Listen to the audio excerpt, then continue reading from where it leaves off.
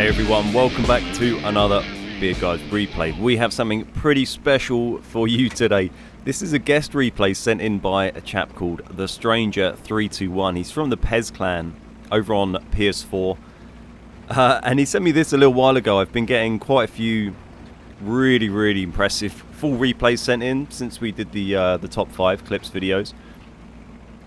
And I've been kind of building up a little stash of these incredible replays that we haven't really had a chance to use yet. So I wanted to try and get a couple of them out over Christmas. This is one of them, and it's pretty crazy. So he's Stranger here. He's driving the T110E5. It's the tier 10 American heavy tank. I was going to say medium tank because it kind of is a medium tank in a way. It is technically a heavy tank. This will hopefully make a nice change from all the low tier stuff that's been on the channel recently because of the 2 new Road to Tier 10 series. We had a pretty epic Tier 1 battle the other day, and a lot of Tier 2 and Tier 3 stuff. So I thought we'd get some high tier stuff in there, appease your high damage, high kill lusts and desires. So the Stranger here is a pretty experienced player. He's been playing PlayStation for a year. I'm assuming by his stats he's certainly someone who used to play Xbox and then moved to PlayStation. Either that or he's some kind of miracle child, or man, or woman, who knows? I have no idea who he is.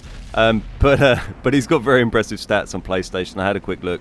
After seeing the result of this game, I kind of assumed that he probably would have pretty solid stats. They're better than my PS4 reroll account. By a fair way, and we'll leave it at that. But this is actually from sort of late June this year. It is post buff. I thought I had to go and check the dates because I thought for a minute, oh my god, this might even be pre-buff E5, but it's not. It's after the cupola got buffed. There we go, nice hit, first blood into the M103, and bounce one in return. So it has got the pretty troll cupola that this thing now has. And a couple of other interesting things about this game and this player. So he's playing solo this time. I get the impression by his stats he probably platoons quite a lot. But he's playing solo, but on the other team is a platoon of 4 people, one of which is in the same clan. And 2 of those people are that pair of artillery. I think one of them is a T92. And one is a 53-55, I think. There we go, nice. Kill number 1. No damage taken as yet. Oh, but he might be taking some here. So that bit of a weird layout here. So his team he's pushed out nice and aggressively, but no one actually went up the side bits. This 140's managed to come all the way around behind them. Or if people did go up on the top, then they probably just got destroyed very quickly. But they've ended up getting themselves surrounded. So he's spun himself around so he doesn't get shot in the back. And he's pushing on these guys. Oh, Birdie's found some mates. And still manages to bounce a shot frontally from that IS-8, which is very useful. But yeah, so he's got to deal with a platoon on the other team who presumably, I don't know for definite, but it seems pretty likely if there's a fellow clan member that they know each other. And if it's anything like most of the people I know who know each other in World of Tanks, when you see your mates on the other team and your clan mates, you love to try and wreck them. And the last thing you need is 2 people who know you in artillery on the other team. But he's not been hit by RT yet. You can see he's got a pretty good crew on this tank because he's got the, what's it called? The crew skill where it shows you damage modules, which is actually really useful, and I don't really have on any tanks, and I kind of wish I did now. But yeah, it's nice to know what's broke. Derps his first shot there, but it's otherwise been pretty successful first 4 minutes of the game, doing 10 damage shots, 2 kills, and very handily dealing with a lot of dangerous enemy tanks on this side of the battlefield. And it's not going too badly for his team at the moment. We're on even kills. They did drop behind a little bit, but thanks to stopping this attack, they managed to sort things out somewhat. And there we go. Now he's got to decide which way to push on. So this is he's 3 marked the T110E5. I had a little look, and it's his most played tank as well. So certainly an experienced player in it, and it is a very nice tank. Very nice. Hold down, very maneuverable, very nice gun, very troll cupola since the update 3.0 that came out in the summer, and very popular among experienced players. Also, I just want to give a quick shout out to Ben Hodson. Merry Christmas, Ben. Keep it beardy, my friend. So he decides to move back to the flag. I think this is something you tend to see a lot more from, I think more experienced players tend to push back and defend a lot more than maybe newer players. Don't think about that, they just push forward towards the flag. But he's realised, seen where the threat is, seen where there's a T95 that he can happily farm some damage off. And look at this, I love this, look at that heavy tank. I don't know if that's deliberate or not, but he's parking in front of the RT, keeping that RT alive so the T95 can't get a shot on him. For the time being, I'm not sure if it's going to pay off. Oh no, oh god, that's got to be close. Nice. Nice. Big shout out to that heavy tank. That's very nice play. To keep their RT alive for a little bit longer. Although, I don't think it's going to be too much longer. Focus on this location. But things are starting to fall apart a little bit. I mean, he's had an incredible game already. 17 damaging shots. It's going to be a very, very respectable amount of damage in this tank. And he's hardly missed any shots. Hardly not penned any shots. So he can keep his head held high. But he's got plenty more to do this game, and we'll, yeah, you probably won't even believe it by the end. It's pretty crazy. So they're down to 3 versus 3 versus 7 now. Not the best odds. They've got an E75 on pretty good health, pretty useful tank, but he's taking hits. And they've got a TD over on the far side on the river, who's probably not going to be around for too much longer.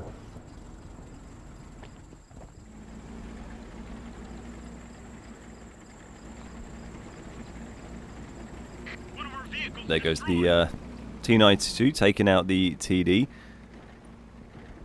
With the old kill feed, so we can actually see who's killed people. So, oh, there we go. There's the Derps a shot on the Spear Panzer, but the Spear Panzer doesn't really seem to notice that there's a very dangerous player looking at him, and takes him down. And now, I think you can start to hear the RT shells rain in. I think, you know, I was saying that you don't want to see your friends on the other team in artillery, but to be fair, I haven't really seen any shots come in from the RT unless I've just been completely not paying attention. Important bounce there.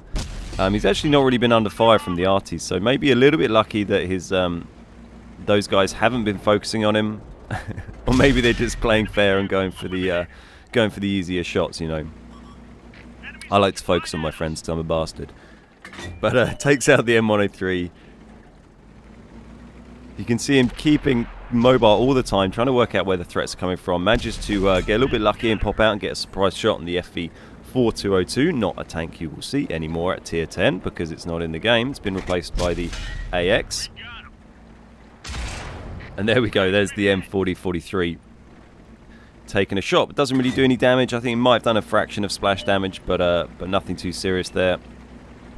And he keeps it moving, but they are 2 versus 5 with 22 damaging shots and 6 kills. Still got his repair kit, still got his med kit. Running premium consumables, pretty common for most people, I think, who run tier 10 to do that setup. A lot of people maybe don't consider removing fire extinguisher, but there's a lot of tanks in the game where it's really not required. Like, you might, yeah, it's annoying when you do burn and you have to sit there and take it, but the amount of times you'll actually get set on fire, it often is really much more worth it to run something like Cola and get that permanent 10% boost to your crew skills. It's a huge boost. There we go, nice blind finish. Take down the enemy tank and grab his 7th kill.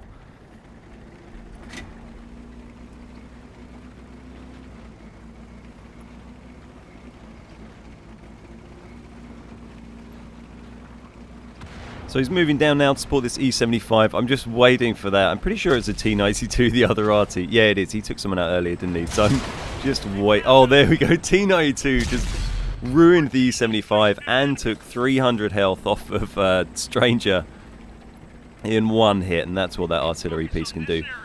One of the other things, you noticed his ammo is actually running very low at this moment, so he's getting to the stage where he's going to have to think about managing his ammo and using the right type of ammo for the right targets. He's got 3 tanks still to kill if he wants to win this game, and only 11 shells to do it with. One of the other things that I noticed at the start of this game that I liked a lot was that there wasn't a huge... You often see a lot of players, I think a lot of top players, especially ones who play in clans a lot, will often load quite a high amount of prem rounds because they're used to doing that in competitive games, and you know that's how it kind of goes in clan wars and stuff. But I think Stranger only had like 6. It was under 10. I think this might be the first Prem shells he's actually loaded all games. So nice to see not a huge amount of Prem being used. Always a treat. You know, I'm not hugely anti-Prem, but it's nice to see it not spammed too much unnecessarily. So we've got an enemy on the cap now. Presumably it's going to be the medium, but you never know. In this sort of situation, endgame, artillery can do the strangest things. So we'll see what's going to pop up. There we go. It is the medium, and he's on very low health and able to take him down. And now we are on 9 kills, 27 damage ribbons. Oh, and there's a hit from the 40-43. Chips away another 150 health. And he's got to get moving before that T92 drops a shot on him, because he is surely reloaded by now. And he is moving on. So, a T110E5 with 844 hit points versus 2 artillery pieces. One's a T92.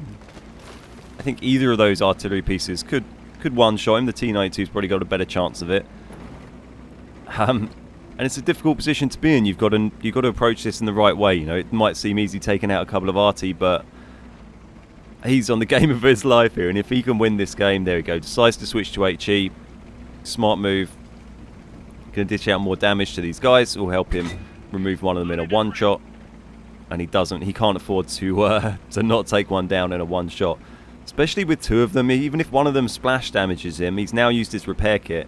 They hit him, splash him, damage his tracks. He's sitting there for a long ass time, you know, waiting for that other artillery piece to aim in and take the shot. So he's moving over to sort of traditional arty space, places you'd find the arty on this map. And it's going to be tricky. I think if the arty's up on that 8-9 line on the road, that's going to be tough. If you pop out onto you don't want to go down a one-way street against a T92 and try your luck like that. And also with these 2 guys being a platoon, they're probably going to work together.